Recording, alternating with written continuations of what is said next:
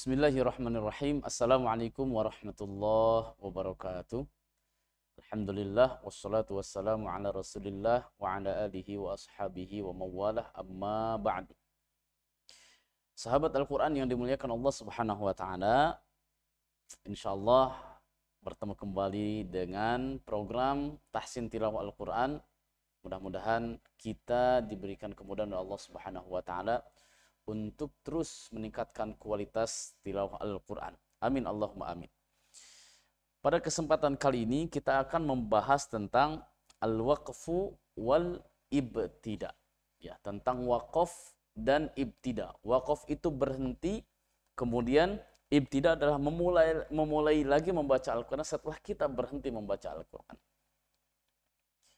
Sahabat Al-Quran, pembahasan waqaf ibtida ini sangat penting untuk kita kuasai. Kenapa sangat penting? Karena kita menguasai wakaf, kita paham betul di mana kita berhenti membaca, ya, di mana kita berhenti membaca dan di mana kita berhenti mengawali lagi membaca Al-Quran. Ini bagian dari kesempurnaan membaca Al-Quran yang tartil. Bahkan kalau kita lihat di dalam Al-Quran ada kalimat auzid alaihi warattilil qur'ana tartila di surat Al-Muzammil. Warattilil qur'ana tartila, bacalah Al-Quran dengan tartil. Nah, apa yang maksud dengan tartil? Imam Ali radhiyallahu anhu menjelaskan yang dimaksud dengan tartil itu adalah tajwidul huruf wa ma'rifatul wuquf. Membaca huruf-huruf Al-Quran dengan tajwid berkualitas. Di situ ada idgham, di situ ada ikhfa, di situ ada izhar, dan lain sebagainya. Wa ma'rifatul wuquf, selain kita menguasai ilmu tajwid, membaca dengan sempurna gunnahnya, izharnya, dan hukum-hukum tajwid yang lainnya. Yang kedua yang harus betul-betul diperhatikan adalah ma'rifatul wuquf, mengetahui di mana kita harus berhenti dan bagaimana caranya. Oleh karena itu pembahasan waqaf dan ibtida ini sangat penting untuk kita bahas, meskipun hari ini di zaman kita Masya Allah luar biasa. Para ulama, guru-guru kita sudah banyak memberikan kemudahan kepada para pembaca Al-Quran dengan ada nama mushaf khusus, mushaf waqaf dan ibtida, untuk memudahkan kita. Wabil khusus kita yang gak paham makna Al-Quran, tapi dengan adanya wakaf ibtida, ya, memberikan panduan kepada kita agar tidak berhenti di sembarang tempat. Karena berhenti di sembarang tempat bisa saja maknanya menjadi menyimpang, tidak ke makna yang seharusnya. Kita lihat apa yang dimaksud dengan al-waqfu. Yang dimaksud dengan al-waqfu itu adalah menahan. Ya, waqaf, berdiri, menahan. Sedangkan menurut istilah, waqaf itu adalah memutus suara pada suatu kalimat dalam waktu tertentu, tidak begitu lama. Kemudian mengambil nafas satu kali dengan niat untuk memulai kembali membaca Al-Quran. Ini yang maksud dengan waqaf. Ya, contoh. A'udzu billahi minasyaitonir rajim. Waqaf, berhenti. Bismillahirrahmanirrahim. Waqaf lagi, berhenti lagi. Alif lam mim. Berhenti lagi. Dzalikal kitabu la raiba fih. Berhenti lagi. Hudal lil muttaqin. Berhenti lagi di situ. Nah, ini berhenti itu namanya waqaf. Gitu, waqaf. Nah, sahabat Al-Quran yang dimuliakan Allah Subhanahu wa taala, buat apa sih kita berhenti di dalam membaca Al-Quran? Tujuannya apa? Hilyatut tilawah, pemanis bacaan, menyempurnakan bacaan. Sehingga cita rasa kita membaca Al-Quran ini semakin sempurna. Ya, pemanis bacaan, perhiasan bagi qori pembaca Al-Quran, ya, cara penyampaian yang tepat bagi pembaca, ya, bisa memahamkan pendengar, kebanggaan bagi orang yang berilmu, dan wakaf dapat diketahui makna yang berbeda antara dua hukum yang berlawanan. Ini wakaf. Makanya hati-hati, salah berhenti bisa jadi salah secara maknanya. Sahabat Al-Quran yang dimuliakan Allah Subhanahu wa taala. Di sini kalau kita lihat, wakaf itu ada beberapa. Ya, setidaknya ada 4. Yang pertama adalah wakaf intizari. Apa yang maksud dengan wakaf intizari? Wakaf ini berlaku ketika membaca Al-Quran dengan beberapa riwayat. Ya, 10 qiraat yang mutawatir. Karena membaca qiraat yang mutawatir ini ya membaca dengan beragam cara sesuai dengan riwayatnya. Dan dibaca berhenti meskipun misalnya satu ayat, satu kata berhenti dan diulang-ulang. Diulang-ulang karena ada cara membaca yang berbeda di kalimat tersebut. Gitu ya. Contoh, A'udzu billahi minasyaitonir rajim. Bismillahirrahmanirrahim. Alam taru kaifa fa'ala rabbuka bi ashabil fil. Alam taru kaifa fa'ala rabbuka bi ashabil fil. Antara riwayat satu riwayat, ada riwayat hafaznya, ada riwayat asusinya, dibaca secara berulang-ulang untuk kalimat yang sama ketika terjadi perbedaan. Itu diperbolehkan. Namanya adalah waqaf intizari. Meskipun di kita berhenti secara maknanya belum sempurna, tapi karena tujuannya untuk mengulang-ulang di kata yang sama, tapi diulang-ulang dengan cara membaca yang berbeda-beda. Sesuai dengan riwayat dari qiraat, dari 10 qiraat asyrah yang mutawatir. Ini yang pertama. Kemudian yang kedua, wakaf ini ada namanya wakaf ikhtibari. Berlaku ketika seorang guru menguji muridnya. Atau ketika seorang guru mengajarkan kepada muridnya.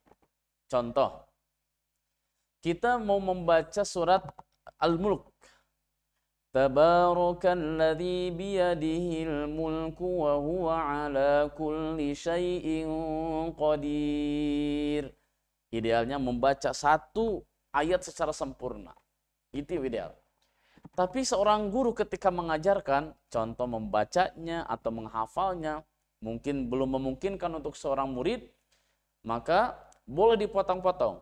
Tabarakalladzi sampai situ waqaf. Kemudian diikuti oleh muridnya. Tabarakalladzi diikuti muridnya. Tabarakalladzi biyadihil mulku diikuti lagi oleh muridnya. Jadi ditalkin. Ya, ditalkin. Dibacakan oleh guru kemudian diikuti oleh murid-muridnya. Nah, ini diperbolehkan. Ya, kenapa? Karena momennya adalah momen seorang guru sedang mengajarkan kepada muridnya, namanya waqaf ikhtibari. Kemudian yang ketiga, ada waqaf idtirari. Ya, waqaf idtirari ini berlaku dalam kondisi terpaksa. Habis nafas misalnya, nafas yang pendek atau bersin, ketika membaca bersin, ketika membaca lupa, atau kondisi lain yang memaksa dirinya berhenti dari membaca Al-Quran. Ya, contoh lupa misalnya, tabarakalladzi biyadihil, lupa kita. Apa ini lanjutannya? Nah, maka boleh-boleh saja kita berhenti di situ karena idtirari, terpaksa karena kita lupa ini apa ayat selanjutnya. Ya, idealnya dibaca secara sempurna dari awal ayat sampai ayat terakhir untuk menjaga kesempurnaan makna. Dan yang keempat ada namanya waqaf ikhtiyari. Waqaf ikhtiyari adalah waqaf yang disengaja atau dipilih bukan karena adanya sebab seperti waqaf sebelumnya. Ini sesuai dengan pilihan kita. Kita mau berhenti di mana? Nah, hati-hati betul ketika kita menggunakan waqaf ikhtiyari karena jika salah berhenti bisa jadi salah maknanya. Oleh karena itu, guru-guru kita, ulama-ulama kita menyusun Al-Quran dengan tanda-tanda waqaf ibtida, sehingga ketika berhenti di mana, di kalimat yang mana idealnya kita mengawali lagi membaca Al-Quran. Ini luar biasa. Sahabat Al-Quran, kalau kita lihat ada waqaf, pembagian waqaf ikhtiyari itu ada waqaf tam, ada waqaf kafi, waqaf hasan, waqaf qabih. Ya, kalau wakaf tam itu sempurna nih maknanya. Berhenti di situ sempurna maknanya. Kalau wakaf kafi sempurna maknanya, cuma masih ada kaitan makna antara sebelum dan sesudahnya. Begitu juga dengan wakaf hasan. Hanya untuk memudahkan. Dan satu lagi ada wakaf qabih, wakaf yang kita nggak boleh berhenti di situ. Untuk memudahkan kita, ya berkaitan dengan wakaf, ya, untuk memudahkan kita, pertama, sahabat Al-Quran, jika nafas kita panjang, maka ikuti tanda-tanda wakaf yang ada dalam Al-Quran. Kita mengalir bacaan sampai berhenti lagi ketemu dengan wakaf yang tertulis di mushaf. Itu idealnya. Agar apa? Agar kita tidak menyimpang secara makna. Meskipun di situ ada tanda-tanda wakaf, ada qafla, ada mim, ya, ada to, kemudian ada jim, wakaf kafi di sini, ada sodla, ya, ada sodla. Nah ini, atau mungkin ada mu'anaqoh, tanda titik 3. Nih ada nama, ini namanya wakaf mu'anaqoh, ya, mu'anaqoh namanya, mu'anaqoh, wakaf mu'anaqoh. Apa maksudnya? Maksudnya berhenti di salah satunya. Jangan berhenti di dua-duanya dan jangan juga wasol dua-duanya. Contoh di kalimat dzalikal kitabu la raib, ada titik 3. Fihi, ada titik 3. Maka kita nggak boleh wasol semuanya. Dzalikal kitabu la raiba fihi hudal lil muttaqin. Atau berhenti dua-duanya. Dzalikal kitabu la raib fihi hudal lil muttaqin. Tapi berhentilah di salah satunya. Dzalikal kitabu la raiba fihi hudan lil muttaqin. Ini mu'anaqah. Nah, dari sekian tanda-tanda wakaf, untuk memudahkan, ada qafla, ada mim, ada to, ada jim, ada sodla, ya. Maka caranya di semua tanda-tanda wakaf ini kita boleh berhenti, kecuali yang qabih dalam alif kita nggak boleh berhenti. Kalaupun tidak kuat secara nafas, maka berhenti di situ, kemudian diulangi lagi satu kata atau dua kata sebelumnya. Ini adalah wakaf ikhtiyari. Dan wakaf, pembahasan wakaf ini satu paket dengan ibtida. Ketika kita berhenti, maka perhatikan juga ibtidanya. Ibtida apa? Mengawali membaca Al-Quran. Di mana kita harus mengawali. Ini sama pembahasannya, hampir sama dengan wakaf satu kesatuan.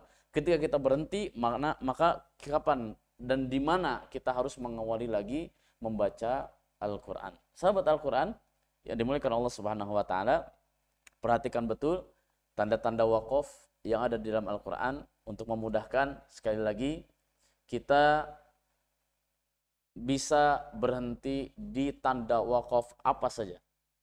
Ada qafla, ada mim, hanya mim wajib. Kalau selebihnya boleh. Ya, sodla, qafla. Nah, yang tidak boleh adalah lam alif. Nah, lam alif ini nggak boleh berhenti.